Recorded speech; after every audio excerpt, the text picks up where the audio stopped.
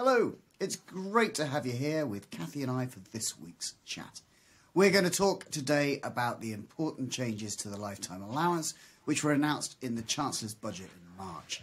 And it's fair to say that the extent of the changes has taken the financial advice sector by surprise. It was widely anticipated that the lifetime allowance would be increased, but not fully abolished. So today I'm going to try and clear up any confusion about what this latest change to pensions legislation means to you. Kathy is here to fire the questions, so let's get started. Hi, Kathy. Hello. This is, if I can use the word exciting topic, exciting part of financial planning. It's certainly kept us busy the last couple of weeks, hasn't it? It has, these changes. So I think when we talk about lifetime allowance, it's actually quite important to start with just clarifying a little bit more broadly about pensions annual allowances. Because obviously that feeds into the lifetime allowance kind of legislation, doesn't it? That's right. So the annual allowance is the limit on how much you can, put into your pension to get tax relief on the contribution. So you were limited in any one tax year to benefit from tax relief. It's not the maximum you can pay in, but you probably would only pay in to a pension if you were going to get tax relief, and you were limited on how much, or you are limited on how much you can contribute. So for the annual allowance for the 22-23 year, it's been said it's £40,000 for most people. I'll cover exceptions a little bit later. And you can get tax relief up to 100% of your earnings. So if your earnings are lower than the annual allowance of £40,000, you're only entitled to tax relief up to the amount that you earn. But from the 6th of April 2023, it's going from £40,000 to £60,000 a year. Wow, 50% increase. That's quite phenomenal, really, isn't it? Big opportunity for lots of people. So what happens if you do happen to exceed the annual allowance? Well, you just and claim tax relief and get the tax relief on it, I suppose. Well, you don't, in essence. Okay. You don't get the tax benefit, so you just have to pay a tax penalty. But in essence, you're in the same position as you would have been. You wouldn't want to do it. You'd only do it by mistake because there wouldn't be any benefit. Okay, that makes sense. So you mentioned there are some exceptions to the annual allowance, which, as you said, is now £60,000. What are they? So there are two main exceptions, and the first is for people who've already accessed their pension. What they can't do is they can't recycle the money straight out of the pension and put it straight back in to a pension contribution and gain further tax relief, because you then in essence are subject to the money purchase annual allowance. How much are they allowed to contribute in any one tax year?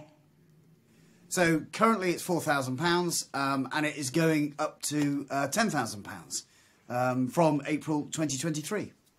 Brilliant. So that's the first one, if you've already accessed your pension. And the second exception to the normal annual allowance rule? Yeah, well, this is when you're tapered. Basically, you reduce because of the amount that you're earning. That you can contribute. So from April 2023, this is going to increase from the £4,000 to £10,000, which is very welcome to an awful lot of people. And what you've got to be concerned about is what your adjusted income is, and the limit at the point the tapering starts is going up to £260,000.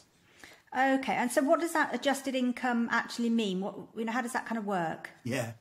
Well, there's a lot of devil in the detail, but for the benefit of this podcast, adjusted income is your taxable income, and then add back in your employer and your own pension contributions.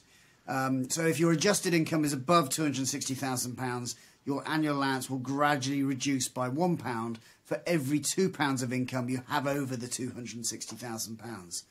Once you reach £360,000 worth of adjusted income, your annual allowance is going to then just become £10,000.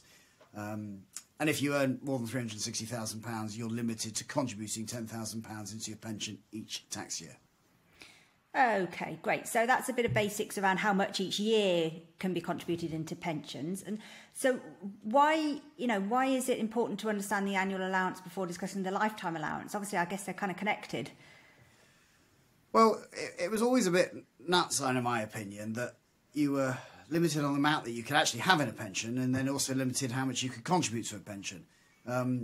Really, what there should be is one limit, i.e. how much you could contribute or how much you could get in. So I think the change in rules is actually quite welcome. And the contribution limit has gone up, and we're now basically saying, well, the Chancellor is now saying you can accrue as much as you want in a pension. There's going to be some limits on the tax-free cash, but there is not going to be a further charge. So the £60,000 limit is significant, and that's the amount that you can get in, which is going to be tax relievable. On each tax year. Yeah. Okay. So what was the lifetime allowance? And in essence, there's been a lot of fuss about it, certainly in the financial papers, hasn't there, or the money papers. So what is all the fuss about? Well, I mean, when I started in this pensions world, there was no limit, and then it went down to 1.8 million, and then it went down to 1.5, and then it went down to 1.25, and now currently, £1,073,100, I think. Is the current lifetime allowance, but that allowance will still be there come the 6th of April. It's still going to be in there. So what we know is that there's not going to be a tax charge on that lifetime allowance. So it's basically the maximum savings you can hold in a pension fund without having a further tax charge when taking your benefits. Yeah. Oh, okay. So just to clarify, because obviously the headlines are saying, lifetime allowance abolished. Has it been abolished? Is it being abolished from the 6th of April, 2023? No, it's still there. And again, if you've got a protection in place, keep your certificate, because there's going to be a whole heap of rules going to be continuing to be changed. In fact, HMRC have put out a recent bulletin, and they've asked for kind of assistance in creating the new legislation to be able to deal with the lifetime allowance being scrapped.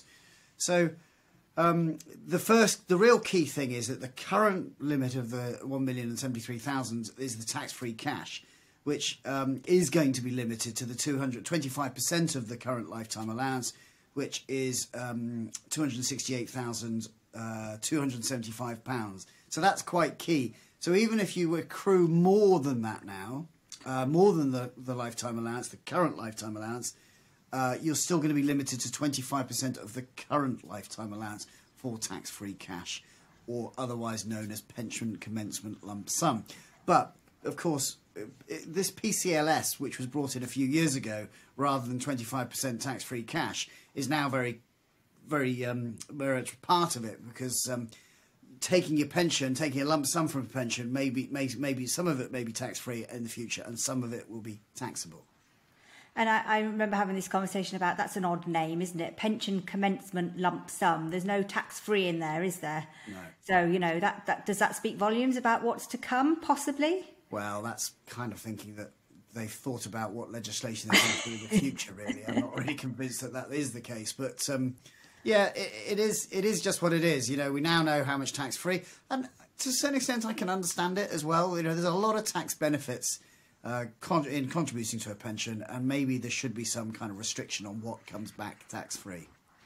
Okay, so just to kind of summarise on that, there's the tax-free cash element of it will remain for the time being at 25% of the current. We're recording this, on the 31st of March, so the current... Yeah, so that's the £268,275. Yeah. Okay, so if I withdraw from my pension after the 6th of April, once I've taken my tax-free cash element, what income tax would I be subject to on any other withdrawals?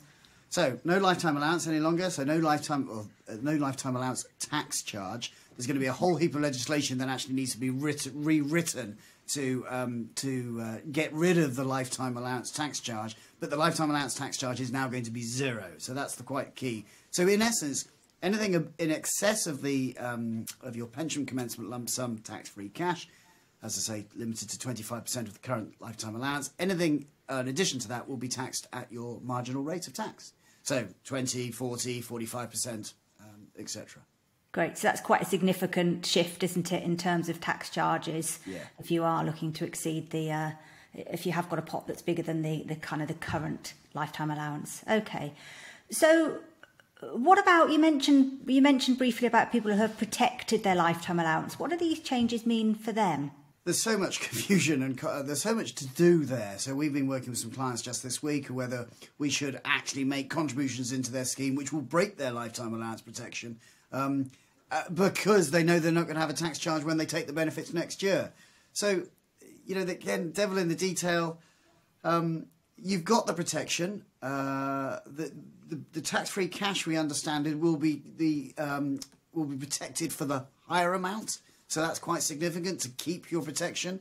There's quite a lot of complexity around. Some schemes have a higher allowance for tax-free cash as well. So they've got kind of protected tax-free cash allowances. So keep your protection certificate. That's the real key thing here, to make sure as this legislation unfolds that you've still got the protection that you had and you believe that you had. Great. Okay, that's an important message. And do we know when there'll be more clarity about this, or when the actual abolition will become, I suppose, the actual abolition of the lifetime allowance itself, as opposed to just the scrapping of the charge, when that will actually become legal, become law? I think the new legislation will be done probably, could be easily into next tax year. So not the 23-24 tax year, could be 24-25. You need a new Pensions Act. So from what I understand anyway, I mean, I'm not a legislator, but if there was a Labour government, have said they're going to get rid of this or bring it back in. But so we've got a window anyway. We've got a window of opportunity to do some planning. There isn't a tax charge, we know, definitely in the next 12 months. We just have to see how it unfolds, I think. Yeah. So there's quite a bit of uncertainty, but some opportunity as well. Definitely. Yeah. Any kind of final messages or anything I've not asked you about with regards to the changes to lifetime allowance?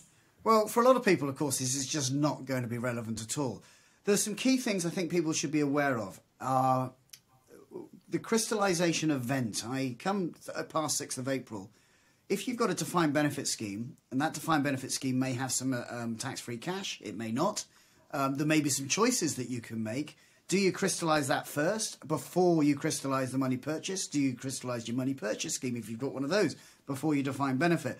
Actually, just seeing how the interaction of these things work, we're not clear yet. I'm just saying to clients at the moment, look, we know we've got a window. Let's just wait and see. We're very much part of a lot of forums and have a lot of technical consultants that we rely on to provide us with this information around the real detail here. And I know that will all unfold over the next few months. I don't think there's any urgency for most people. Of course, if someone dies prior to 6th of April, God, that's awful if there's a lifetime allowance tax charge, because there's probably very little that can be done there, or there won't be anything that can be done there.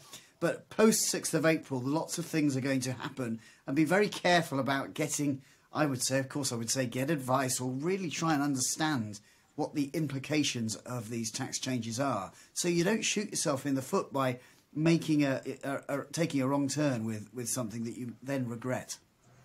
Yeah, absolutely. Wise words, wise words. Okay, well, thank you for trying to clarify some of those changes a little for us today. No problem at all. Well, thank you for tuning in to this episode of the Retirement Cafe podcast. I really do appreciate you joining myself and Kathy, and I hope you found our conversation helpful. As always, you can get in touch if you've got any feedback or questions, or maybe topics that you'd like us to address. You can get hold of me on an email at hello@theretirementcafe.co.uk. You can find me on Twitter at JustinKingCFP. And, of course, you can find all the episodes on my YouTube channel, along with a host of other retirement planning videos. Just search for Justin_King when you search YouTube. So until next time, I'm Justin King, helping you feel more informed in your retirement.